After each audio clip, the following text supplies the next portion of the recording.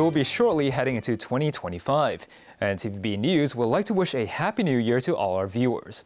At the stroke of midnight, there will be a spectacular fireworks display at Victoria Harbour, which we will show live here on this newscast shortly.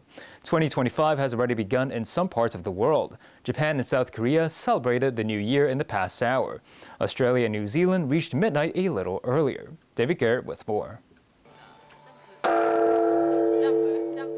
Japan literally ringing in the new year 2025. At Buddhist temples, the midnight bell was rung. Most ring the Joyo no Kane 108 times. Japan celebrates the Asian zodiac from January the 1st. Shops in Japan have been selling tiny figures of smiling reptiles as they mark the year of the snake. Celebrations were muted in South Korea. Events were scaled back as a mark of respect following the plane crash over the weekend. Some Koreans refused to celebrate at all. This is a country which is already facing political turmoil and an uncertain 2025. In Sydney, the show started well before the allotted time of midnight. These fireworks were just the warm-up act to the midnight bonanza. On stage, singer Robbie Williams was the one to host the countdown.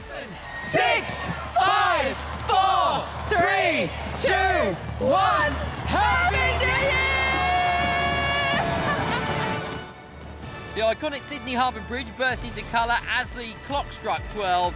Shot from the sky, Sydney always provides one of the best shows. Soon the nearby Opera House was in on the act, bathed in colours as 1 million people lined the waterway.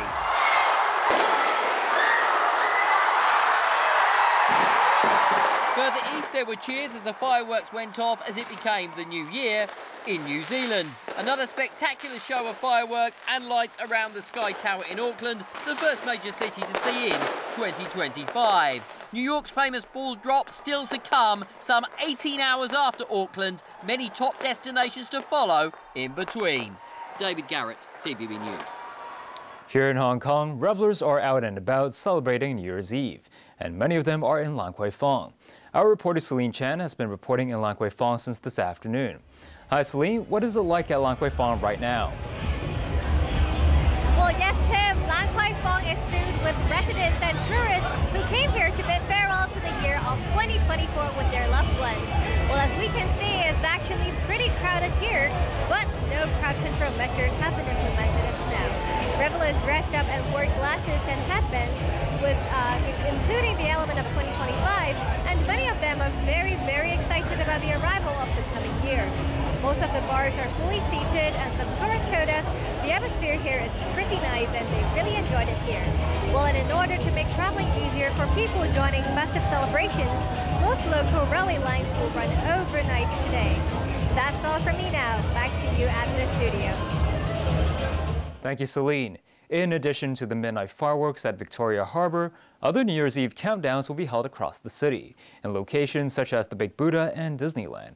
In Lan Kwai Fong, restaurants and bars said they expect business will improve this year. This as special traffic arrangements have been made to facilitate the celebratory events. With 2025 just minutes away, large crowds could be seen flocking to the popular gathering spot of Lan Kwai Fong, anticipating the arrival of the new year. Many tourists arrive to the area, hoping to get a feel of how locals celebrate the coming year. This Taiwanese woman says she enjoyed the lively atmosphere and looks forward to watching the performances at Victoria Harbour. While this woman from Guangdong noticed she will shop around the district before watching the fireworks.